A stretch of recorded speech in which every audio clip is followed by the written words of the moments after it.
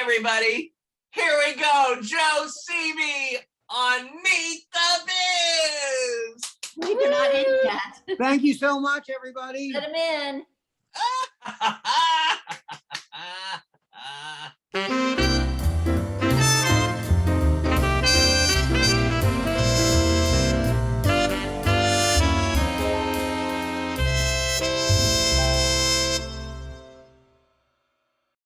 Here they come. There we go. Hi, everybody. Good morning, everybody. Everyone. Hey, everyone. What a Everybody. wonderful- Hello, Joe. Oh, you guys have a surprise. Hey, everyone. Hey. What a Yeah. wonderful, Good morning, everybody. wonderful- Good morning, Yes, go, everybody. Hey, everybody. Good morning. Hi, Hey. Brian. guys. Great to Hi, see you all. Josie. Great to see you. I'm so excited Hey, for John. today. I Hey, can't wait to Carl. see what's going Hi, to happen. Lindor. Linda. My birthday's next week. Oh, happy birthday. Happy Morning, early everybody. birthday next week. Yeah, happy birthday coming up. Yeah, Anybody Monday. who has a birthday the rest of August. Mine is coming up Morning, soon. everybody. All right, well, Hey, good. what's up, You guys, boys? listen, we have a very, very wonderful opportunity here. This is a Meet the Biz where you guys get an opportunity to interview Joe Seabe. And you know, It's being recorded today as well. Yeah. we're gonna go ahead. We just wanted to pop in and say hi. We're gonna be listening and watching, but we're gonna let you guys do your thing. So have a wonderful, wonderful time together. You know, you can find out all the deep, dark secrets that Joe keeps in his brain. I'm That is, going to be a lot more than green if it- that's Yeah, David. I did. you guys an opportunity to think about things like, you know, what is your process in songwriting? How do you come up with ideas for songs? If there's things that, you know, you've seen in all his wonderful classes that you haven't had an opportunity to ask him about, now's the time to do that. You know, you got someone with a tremendous amount of experience here. And Thank you. Oh, you know, he's an open book. Joe will answer anything you want. Well, I almost. sure will. Yeah. Okay, well, listen, you guys have a Have a terrific great time. class. We'll be Let you watching. do the team again. Thanks, John and All Megan. right. Both. John, all right. Both. And thank you for Okay, bye, John. everything. Thank you. Megan. Hi, Isaac. Hey. Longerod, the whole gang. Hi, The gang's all here. Hey, Matthew, Look at Linda Yeah, is it's going dressed to up in my that big beautiful brother, best dress. I She's love ready. it. Hey, You got all gussied up. Hey, You look- Devon. Everybody looks so absolutely amazing. Hi, Joe. Oh Hi. my goodness. Hey, Hi, Joe. Rocky. So everyone, Hey, David. we're here. We're doing another live Meet the Biz. We're doing a live Meet the Biz right here. I'm in every one of your Right living rooms on. right now. It's a wonderful experience. I love it. I tell you, well, you know who's on today. We all know this man. He is, Joe I mean, this Seabe. man is magic. He's talented. He has a heart full of love. And of course, he's a major part of Performing Arts Studio West family. For how many years, Joe? Since like 2008 or something. Wow, that's pretty cool, Wow. Joe. He is I a think so. guitarist, he's a vocalist, he's a songwriter, he's a producer. Let's bring him on. Let's bring him on. Joe Seabe. I'm searching for Good you, Joe. morning, There's so many everybody. people on this right now. It's hard to. We'll find. Oh, there he is. There he is. Add spotlight. Oh, Hello, everybody. Right on, Joe. add David, I spotlight. just want to say thank you for even having me do this today. It's wonderful, and I'm humbled by your the suggestion that you would ask me to be on here today. So Oh Thank my you for that. God! Well, Joe, you're the man. You are the man of the music. Oh, there I am. I thank there's you. There's David in the flesh, right there. Right on. You know, we were talking a little about Ruth Buzzy before the show started, but Yeah. who I'm blanking. Who did that? Oh, Rick Taylor. That too. He did it too. Anyway, Joe. Yeah. Joe. You know, I could. There's so many questions that I want to ask, but I Okay. won't be greedy today. I'll ask a few, but then what we're gonna do is we're gonna go. I have co-hosts today, Oh, and that's great. Wow. the co-hosts for Meet the Biz are all of you. Hey, there it is. Right love it. on. I love it. I love it. So Me I'm too, going to Bill. ask maybe a couple of questions. I might throw one in here and there throughout the day, but I do want to. How many years have you been in the music industry?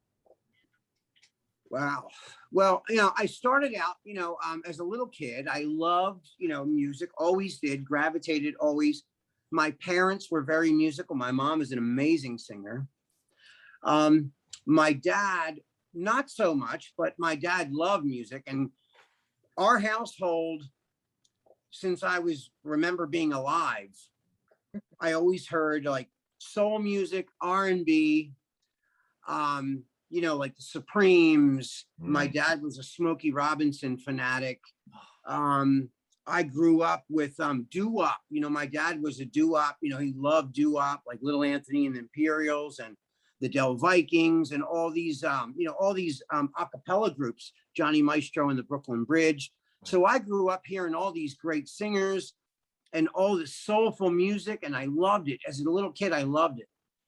And my Aunt Kay had a guitar, and I was like really, in fact, I lived at my grandparents at the time. And I would literally crawl into her room and strum the guitar. It would be like laying on the bed, and I would just strum it. And just to hear the sound of the strings, I loved it. It just made me feel good. And I didn't know how to play yet or anything. I was just, just hitting the strings, and I loved the sound that it made. And then, and so in my household, everybody's listening to music. My mom would sing as she does the dishes. She'd be singing all kinds of, from Patsy Cline to, jazz songs. And, my mom, like I said, she has a beautiful voice. She's got a great pitch. She sings in harmony with me. Me and her sing in harmonies all the time. It's so much fun. But, and then I remember seeing the Partridge Family on television. Oh, yes, I loved it. And of course, I saw the Jackson 5, and then I saw the Osmond brothers, the Osmonds at the time. And I always remembered guitars in these shows. And I just wanted to get a guitar. So I asked my mom and dad to get me, I wanted a real electric guitar for my for Christmas. I was 6 years old. I asked for a guitar. Do you still have that guitar? I don't. Oh my God, I wish I did. I know what kind it was though. It was a Tesco Del Rey, a student model, Tesco Del Rey. They're worth a fortune now. I wish I still had it. I could have probably bought a house with it. Yeah, I'm serious. Wow. And it was down there under the Christmas tree that morning, Christmas morning, and I was, in my Mickey Mouse pajamas, just going crazy, and I picked it up. I didn't know how to play it. In fact, I didn't even know it plugged into something. And I said, "Where's the cord?" I knew it was electric, but I thought it plugged into the wall. That's how much I didn't know about guitar then. And my mom and dad said, "You can't plug it into the wall, Joey. You need an amplifier." That was the first time I ever heard that word, amplifier. I'm like, "What's that?" And they're like, "Well, an amplifier is what makes the sound louder, so people can hear it." I said, because I'm playing it, I'm like, this is really low. I can't hear it too good. Not like Aunt Kay's guitar with the big hole in the middle. Right. And they're like, "That's because you need an amplifier." And I was like, "Oh, okay." So my mom sends me to guitar lessons, and every time I picked the guitar up, I always picked it up left-handed, right? Even though I'm right-handed, I would always pick the guitar up left-handed. And so when my mom sent me to Music City for lessons, the teacher there, the lady there, it was a woman, she always made me play it right-handed this way. And I couldn't do it. I couldn't even hold it like this. It felt so alien to me, right? Mm-hmm. So this went on about 3 weeks. And then my mom says, "What did you learn? Show me what you learned." And I broke down in tears and I said, "I didn't learn anything. I learned nothing because the lady makes me play right-handed." And my mom said, "So I take it you don't want to go anymore?" And I said, "No, I don't want to go to her anymore." I said, "I'm going to teach myself."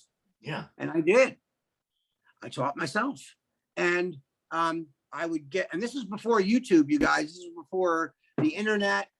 You had to learn the hard way, you know? So like, I went to the music store and I bought a chord book, and it showed you where to put the fingers. It had like little dots.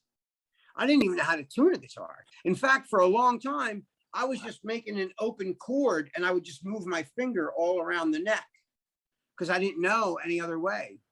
Wow. So everything I've learned is totally organic from myself, like everything, you know? And so then some kids in the neighborhood who are a little better than me started teaching me how to tune the guitar, how it sounded when it was open.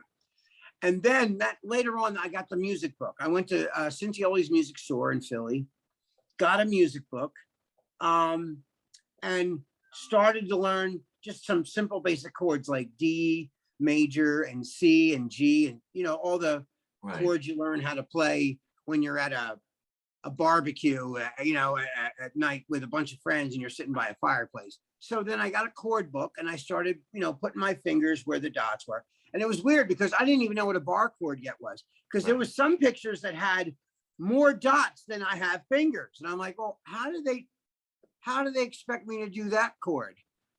But I didn't realize that this finger bars over all the other strings. Yeah. And then these do the voices, right? So I didn't even know that yet. So then I started listening to records, you know, and then I discovered, so I grew up with all this like R&B, and every time I heard rock or guitars, it got me so excited. And like my mom would be surfing stations on the radio and I'd hear like Jimi Hendrix for a second, like Purple Haze. And I'd be like, Mom, what was that? Put that back, put that back. And she's like, you like that? I'm like, yeah, I love that. I want to hear it. You know, the loud guitar just did something to me, you know, it made me feel excited. And so my mom would play it for me. So, you know, so growing up, I had this soul background, this R&B and soul vibe, but then I loved the rock too. So, and then I discovered bands like Kiss and Queen. Oh my gosh. And Black Sabbath. And all my friends growing up in high school, they loved that kind of stuff. Joe. And so did I. Joe, have you thought of writing a book? You know, you're the second person that said that to me this week. You're literally the second person. I swear to God, you're the second person that said that to me this week. I love it. Well, I think there's something in the air. Maybe. Listen, what I want to do is, again, like I said, I have a plethora of questions that I could ask you, but I'm not going to be greedy. I'm going to throw them in here and there. But what I want to do is, and I just want to let you know, I want everybody to be able to get to ask a question. Here is the thing. Sure, please. We do have till 1 o'clock today. Mm-hmm. If you do not, for some reason, get your question in today, we'll come back and be sure everybody gets to ask you a question. Yes? Absolutely. Sure. I love it. So, hey, I'm here. Joe's here. I'm here. And right now, I'm going to give the floor to one of my co-hosts today, the wonderful Matthew Payne. Hey, Matt Payne. Hey, Joe, how's it going? It's good, man. How are you? All right. Let me ask you a question. Yeah. Okay. When you went from analog recording to learning Pro Tools, how long was that learning curve? Well, you know, here's the thing about that. When I was at that point, when it was all analog, I was an artist still. So I didn't really do engineering or producing yet. Like I would go with bands to studios and help them put their songs together. And I'd accompany bands in the studio. But at that time, studio, they had their own engineer there. And I would work with the producer with bands. So I was taking a lot of baby bands from Philly and grooming them because they were asking me for help. So I would go in the studio with them. But I didn't really do a lot of the legwork as far as the technical skills with the tweaking knobs and like, but I would tell the engineer what I wanted it to do.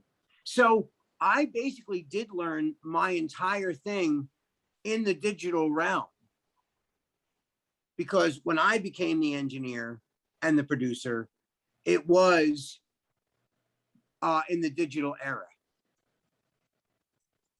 Okay, so it's you were around it, but by the time you became a producer, Pro Tools was the first thing you learned.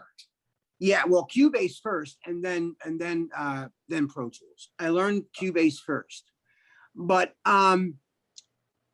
I did live sound, you know, for a lot of years. When I lived in North Carolina, before I made the move to California, I had a good friend in Philadelphia who was a sound engineer, the best live sound engineer that I've ever met. In fact, to this day, I've ever met. His name is Hoppy Riddle. His real name is William, but everybody calls him Hoppy. He's about 6'5". He's got hair down to his waist, and he's like one of the best sound engineers ever. And here's the weirdest story. I was moving to North Carolina from Philly. I come to find out after being there for 2 weeks that Hoppy has moved to North Carolina. But North Carolina is a big place, so it could have been anywhere that he moved. So I'm in Asheville, North Carolina. I walk in this club because someone told me from Philly that the rumor is that Hoppy is working at a club close to Asheville or in Asheville. So there was this big club called Be Here Now. I walked to the door. There was a line going all the way down the street because Arlo Guthrie was playing that night there. So I said to the doorman, hey, is there a guy that works here? His name is Hoppy. And he goes, yeah. And I was like, get out of here. The first place that I went to, based on a rumor from a friend in Philly that he was really working at this club. So he comes out and greets me, gives me a big old hug because we've been buds for like, you know, the better part of 10 years. I walk in with him and he's like, you know, and I'm sitting with him now at the soundboard. So to make a long story short, cut to 2 weeks later, he tells me, I got some good news and some bad news. I said, what's the bad news? He goes, I'm leaving Be Here Now. I said, what's the good news? He goes, I'm giving you my job. And I said, what? And he goes, I'm going to train you how to do the live sound because I'm going on the road with Snoop Dogg. I'm doing his monitors on the road. So I said, all right. So he gives me a crash course. So every single night, 6 nights a week, I'm working with him as his like protege. He's showing me how to wire the stage, put the clamps on the drums with the microphones, where to put the clamps and how to change the stage. And so do the sound checks, how to run the monitor boards, how to do all that. He taught me that and then left. And I had to do it all on my own. I was on my own. And when I say on my own, I had nobody to help me. And I was doing national acts like Paula Cole and Sarah McLachlan and the White Stripes and the Jesus Lizard and, you know, big artists. And there was no one to help me but me. So I had to really pay attention to everything he was telling me because, and let me tell you something, after 5 years or 6 years doing live sound in this industry, everything that can go wrong will go wrong twice. So be ready. It's crazy. It's crazy how much you can't believe things will go wrong at the worst times. So that was where I got my, and so that is kind of analog. I mean, I always understood how that works. Okay. But that was my first real introduction to hands-on wiring a band up, setting the stage up, and, you know, getting their monitors. Everybody in the band can hear whatever instrument they want to hear the best, because there's a speaker next to each band member on the ground. They're called monitor wedges. And you give, and you have the ability to give, like, let's say the drummer's in the back and he says, I don't want to hear any guitars. I only want to hear the vocal and the trombone player and the bass player over here. So you bring up only those guys in his mix. So that's all he hears, you know? And then the horn players, they want to hear something totally different. All we want is the drummer and the singer. We don't want anything else. And I'm like, okay. So you got to write all this down and get this all done. And then sometimes you have two bands. The craziest one I ever had was I had two bands come in. It was a snow night. We almost canceled the whole night because of snow. One of the bands got lost, so they were an hour and a half late, which was the headlining band. and they were called, what were they called? I can't remember their name now, but they're big band. But anyway, the opening band had as many people as the big band, and there was like 12 people in this group. I get them all wired up. The stage is wired up. Now the headlining band comes in to load in. There's already people in the club. We're supposed to be open. Sound checks are done now, but that wasn't the case. So what I had to do was I had to remember everything that I set up and take like well, you didn't have cameras then. We didn't have cell phones, but I wrote down all the settings from the monitor mixes. Then the band, the headlining band had to come in. I had to take everything down off of the instruments of the opening band, have the other band set up, then rewire their stage, and then give them a whole different mix than the other band. Wow. And it was a nightmare. Oh, the It was story. like, just think alone, a drum kit live has 8 microphones on it. Just the drum kit. Yeah. So you're talking about 8 mics. They had 3 horn players, 2 keyboard players, a bass player, a guitar player, a lead singer. Both bands had the same amount of people, but you know, the weirdest thing was their stage setup was so different. Their drummer was here. Their drummer was here. It was crazy. And it was a nightmare, but it taught me a lot about remaining calm under pressure. Wow. Because if I freaked out, the whole night would have been a disaster. So I had to stay on my game and just focus. And it taught me a lot about working in a crisis. So I tell you, I mean, it's interesting. I mean, your stories, again, I'm saying, Yeah. when are you going to write your book? But like Matthew Payne, what a great question. I mean, he asked this one question and you just like, there's gold that comes out from you. Oh, well, thank you. I appreciate it. I hope that answered your question, Matt. Yeah, I hope Is he so still too. there? I think I'm sure he's here somewhere around here. I'm sure he's here. But we do have next, Yeah. we have Matt, let's see, James Powell. James Powell. James and the Giant Hey, Joe. Peach. Hey, David. Hey. Hi, James. What's your Hey. question, bro? My question is, how long you been in the studio for last long time ago? Oh, you mean like a recording studio? Yeah, recording studio. Yeah. Well, the first time I ever went in a recording studio, the very, very first time I ever walked inside a recording studio was with my band Sick Vicky. There was a club in Summerdale, New Jersey called the Galaxy. It's where a lot of the big Philly bands got discovered and became famous. Cinderella, Brittany Fox, a lot of big bands in the 80s that got discovered there. Well, we were one of the bands that played there. We were one of the bands. We used to open up for bands like Cinderella and Brittany Fox and all these bigger bands in Philly.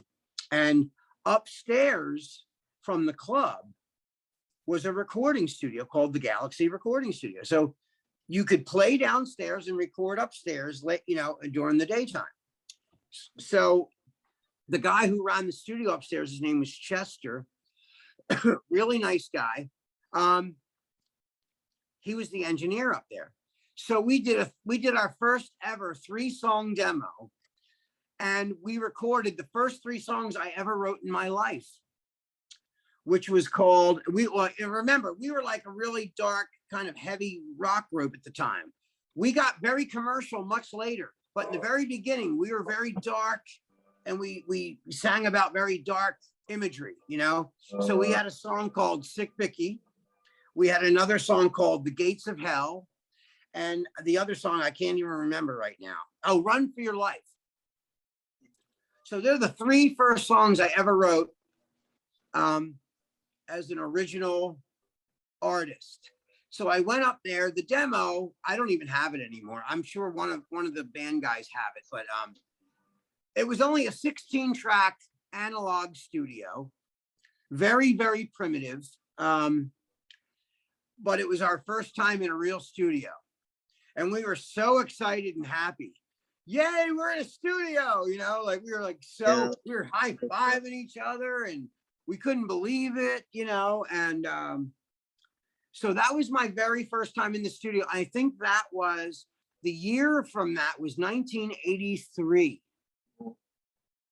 So the first time I was ever in a real recording studio was 1983. 83. Mhm. You know, it's so interesting too how time you know passes. I mean, it seems like 1983 was like just a second ago. I know, David. I don't know where time goes, man. I Oh, really don't. I It don't just know. goes so quickly. Time just escapes, you know, and yeah, it just, you know, Time. yeah, is on my side. Yeah.